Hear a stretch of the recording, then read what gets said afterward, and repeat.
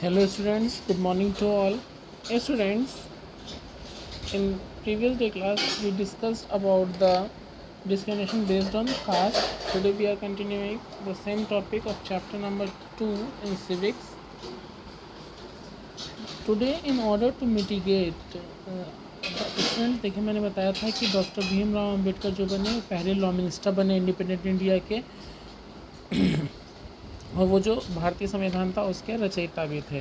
ठीक है, आपका उसके बाद आप आता है कि आज क्या है today in order to mitigate means होता है कम करना the backwardness of the scheduled caste and tribes.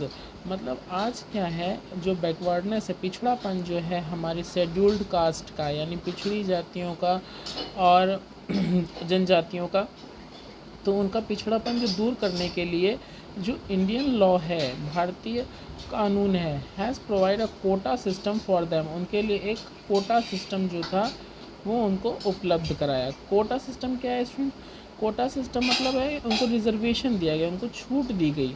A percentage of post are reserve for them for employment in government as well as in public sector.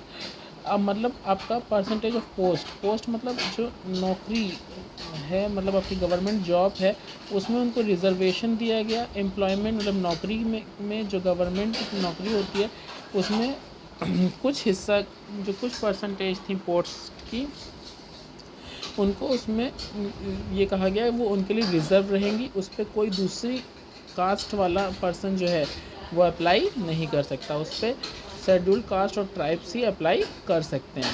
Also special provision of seats have been made in all public and private education institute. इसके साथ साथ कुछ special provisions, कुछ और भी फ़ायदे जो थे सीटों के उनको दिए गए। जितने भी पब्लिक और प्राइवेट एजुकेशनल इंस्टीट्यूट्स हैं, स्कूल वगैरह हैं, उसमें भी उनके लिए कुछ सीटें रिज़र्व करी गई। The Scheduled Caste and Scheduled Tribes Prevention of Atrocities Act 1989 prevents atrocities against members of the Dalit community and other backward castes. जो शेड्यूल्ड कास्ट और शेड्यूल्ड ट्राइब थे उनके लिए क्या बनाया गया, एक एक्ट बनाया गया, एक नियम पारित हुआ 1989 में।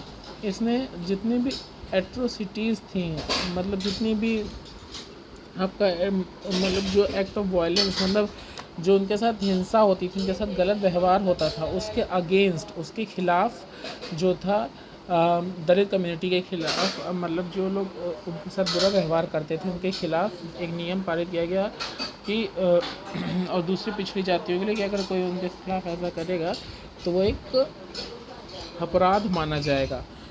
Know a little more. Jyotirao Phule was a thinker, activist and social reformer.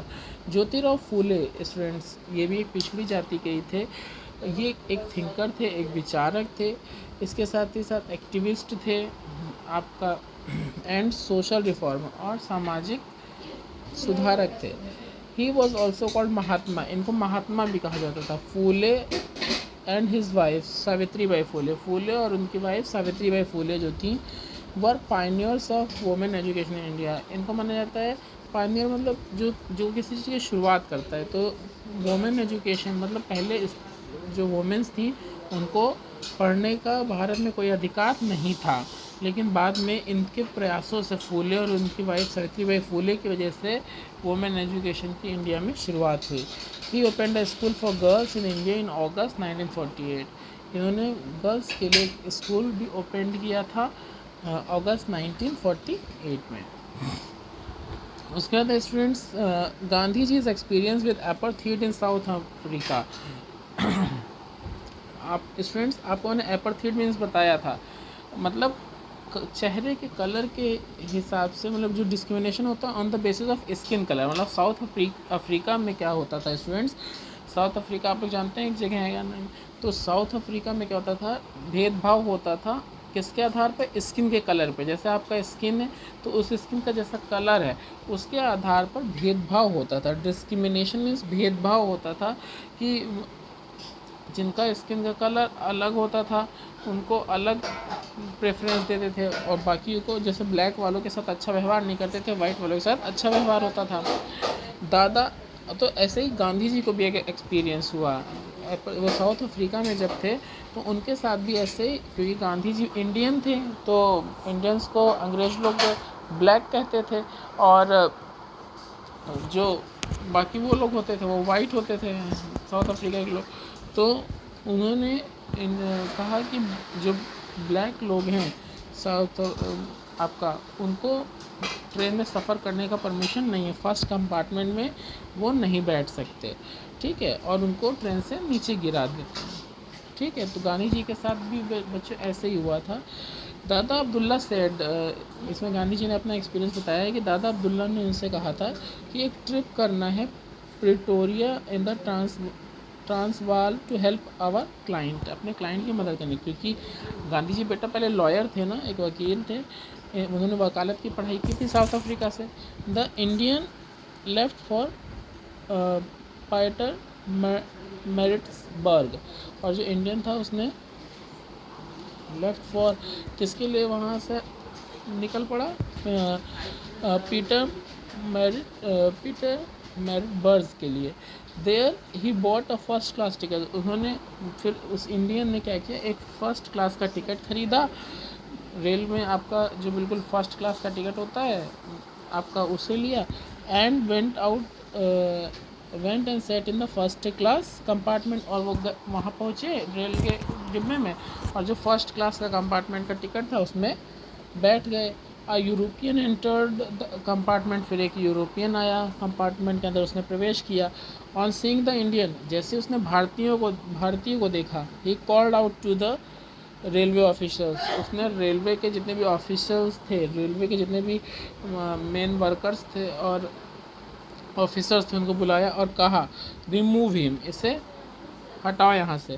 कुलीज़ and non whites, मतलब जो कुलीज़ और जो नॉन वाइट्स हैं, मतलब जो वाइट नहीं हैं, are not permitted in first class compartment, वो फर्स्ट क्लास के कंपार्टमेंट में नहीं बैठ सकते, उनको मना कर दिया। और गांधी जी को, जबकि गांधी जी ने अपना टिकट दिखाया, the Indian produce his ticket, Indian ने अपना टिकट दिखाया, but was forcibly posed out of the train, लेकिन उसको ज़बरदस्ती धक्का दे दिया गया ट्रेन के बाहर, and his luggage was tossed out on to the platform, और जो उसका लगेज था, ठीक है, वो भी प्लेटफॉर्म पे टॉस्ड आउट कर दिया गया, फेंक दिया गया। The train steamed away, train चली गई। Later the man return to India, फिर बाद में वो जो मनुष्य था वो भारत वापस लौटा और उसने अपनी ऑटोबायोग्राफी लिखी। ऑटोबायोग्राफी मतलब जो अपने बारे में कोई व्यक्ति खुद से लिखता है तो उसे ऑटोबायोग्राफी कहते हैं, ठीक।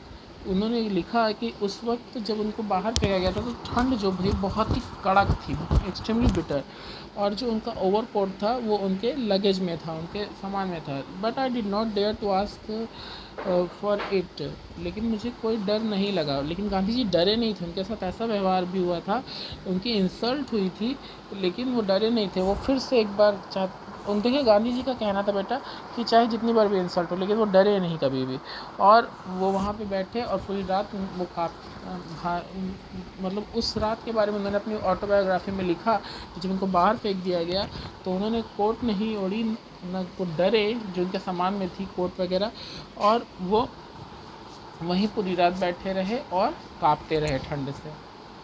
उनके साथ गलत हुआ ना स्टूडेंट, उन्होंने तो टिकट भी लिया था लेकिन केवल स्किन के कलर की वजह से उनको ट्रेन से बाहर फेंक दिया गया था। नेक्स्ट स्टूडेंट वीडियो में पढ़ेंगे step towards equality and harmony.